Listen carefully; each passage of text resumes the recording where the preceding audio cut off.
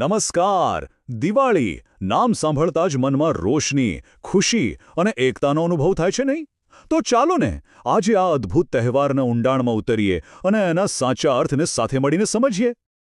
સાચું કહું તો દિવાળી ખાલી એક તહેવાર નથી, એ તો એક આખી ફિલિંગ છે.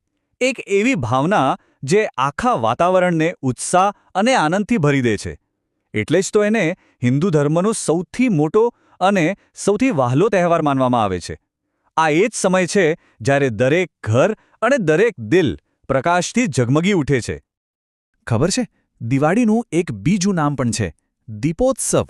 આ એક સંસ્કૃત શબ્દ છે જેનો સીધો મતલબ થાય છે દીવાઓની લાઈન, એટલે કે દીવાઓની હારમાળા. અને આ નામમાં જ જાણે આખા તહેવારનો સાર આવી જાય છે, પ્રકાશ. પણ ક્યારેય એવો વિચાર આવ્યો કે આપણે આટલા બધા દીવા પ્રગટાવીએ જ છીએ શા માટે? બસ આ સવાલનો જવાબ જ આપણને દિવાળીના મૂળ સુધી, એના ઊંડા અર્થ સુધી લઈ જાય છે, જે છે અંધકાર પર પ્રકાશનો વિજય. જુઓ, દિવાળીનો સંદેશ એકદમ સિમ્પલ અને યુનિવર્સલ છે. આ વાત ખાલી ઘરના ખૂણામાં રહેલા અંધારાને દૂર કરવાની નથી હો. આ તો આપણા મનની અંદર જે અજ્ઞાન છે, જે નિરાશા છે, એ બધા પર જ્ઞાન અને આશાના વિજયની વાત છે. અને એટલે જ દિવાળી એટલી સ્પેશિયલ છે. સારું, પણ આ વિજય થયો કેવી રીતે? એની પાછળ કોઈ વાર્તા તો હશે ને? તો ચાલો આ સવાલનો જવાબ શોધવા માટે હજારો વર્ષ પાછળ જઈએ, એક બહુ જ મોટી ગાથામાં. આખી દિવાળીની ઉજવણી છે ને, એ એક રાજાના ઘરે પાછા ફરવાની એક પવિત્ર અને ઐતિહાસિક કહાની પર ટકેલી છે. આજ તો આ તહેવારનો મુખ્ય પાયો છે. અને આ વાર્તા છે મર્યાદા પુરુષોત્તમ ભગવાન શ્રી રામની. એમણે 14 વર્ષનો કઠોર વનવાસ પૂરો કર્યો, રાવણ જેવા શક્તિશાળી અસુર પર વિજય મેળવ્યો અને પછી તેઓ પોતાની નગરી અયોધ્યા પાછા ફર્યા હતા. અને બસ અહીંથી જ શરૂઆત થઈ દીપોત્સવની. વિચારો, પોતાના લાડકા રાજા રામ, માતા સીતા અને ભાઈ લક્ષ્મણ ઘરે પાછા ફરી રહ્યા છે. તો અયોધ્યાના લોકોએ આખી નગરીને દીવડાઓથી એવી રીતે શણગારી દીધી કે અમાસની એ કાળી રાત પણ પૂનમની રાત જેવી ઝળહળી ઉઠી. અને જુઓ, ત્યારથી લઈને આજ સુધી આપણે એ જ પરંપરા નિભાવીએ છીએ.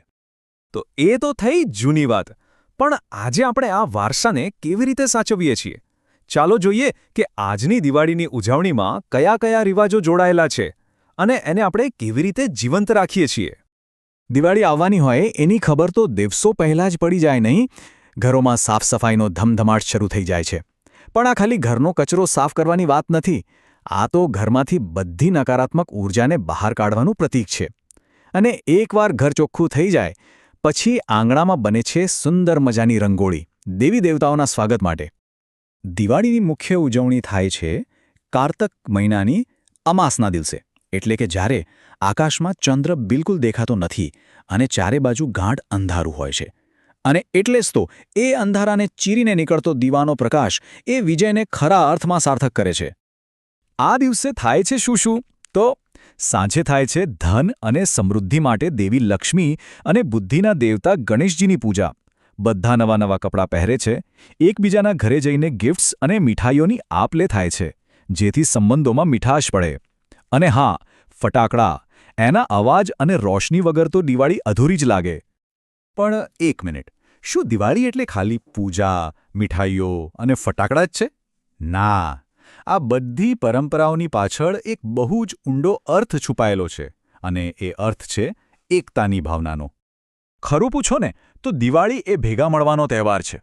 જે પણ જૂના મનદુખ હોય એ ભૂલીને નવા સંબંધો શરૂ કરવાનો તહેવાર છે. એકબીજા સાથે પ્રેમ અને ખુશીઓ વહેંચવાનો તહેવાર છે. દિવાળી આપણને એ જ તો યાદ અપાવે છે કે સાચી ખુશી તો બીજાના જીવનમાં રોશની ફેલાવવાથી જ મળે છે. તો છેલ્લે એક સવાલ, આ જે અંધારામાં પ્રકાશ લાવવાની ભાવના છે, એને શું આપણે ખાલી દિવાળીના દિવસો પૂરતી જ રાખીશું? ચાલો વિચારીએ, આપણે આપણા અને બીજાના જીવનમાં જ્ઞાન, આશા અને પ્રેમનો દીવો આખું વર્ષ કેવી રીતે પ્રગટાવી શકીએ. તહેવાર ભલે થોડા દિવસનો હોય, પણ એની ભાવનાને, એની સ્પિરિટને આપણે આખું વર્ષ જીવંત રાખી શકીએ છીએ. અને કદાચ એ જ દિવાળીનો સાચો સંદેશ છે.